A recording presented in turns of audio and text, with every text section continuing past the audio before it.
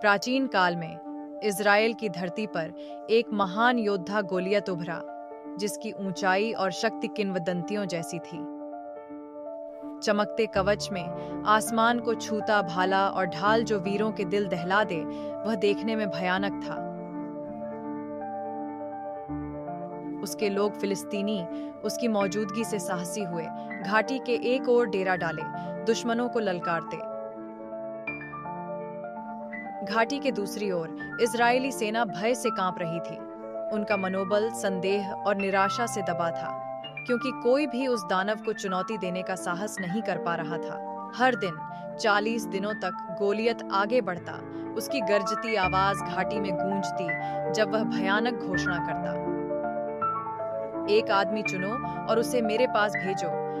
अगर वह मुझे हरा दे तो हम तुम्हारे गुलाम बनेंगे, पर अगर मैं जीता तो तुम हमारी सेवा करोगे।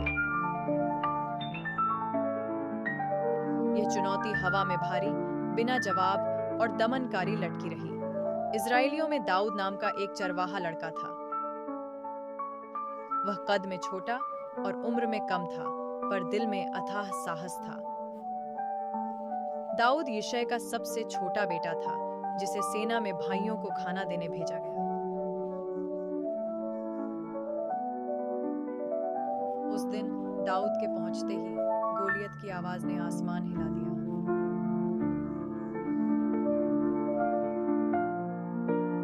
भाई उसे सुरक्षा के लिए भेजना चाहते थे, पर दाऊद नहीं माना। उसका मन धर्मी क्रोध से भर गया।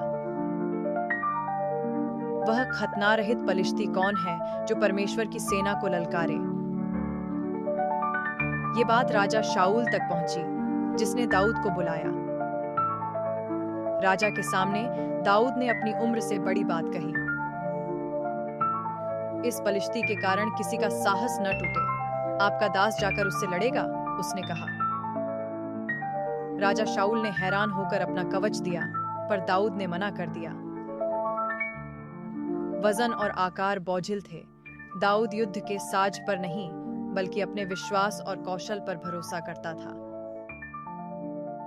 लाठी और नाले से चुने 5 चिकने पत्थरों के साथ दाऊद रणभूमि की ओर बढ़ा। गोलियत की हंसी गूंजी जब उसने निहत्थे युवक को देखा।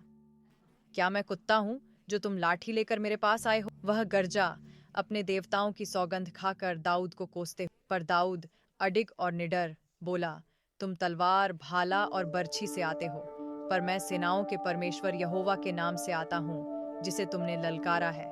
आज यहोवा तुम्हें मेरे हाथों में सौंप देगा। आज प्रभु तुम्हें मेरे हाथों में दे देगा। मैं तुम्हें मार गिराऊंगा और तुम्हारा सिर काट डालूंगा। तेजी से दाऊद ने एक पत्थर गोफन में रखा और सटीक निशाना लगाया। पत्थर गोलियत के माथे पर लगा और वह धरती पर भारी आवाज के साथ गिर पड़ा। पलिश्ती स्तब्ध रह गए जब दाऊद दौड़ा, गोलियत की तलवार ली और उसका सिर काट दिया। युद्ध का रुख बदला और इस्राएली पलिश्तियों का पीछा करके उन्हें पूरी तरह हरा दिया। दाऊद की विजय किंवदंती बन गई, विश्वास की शक्ति और न्याय की जीत का प्रतीक।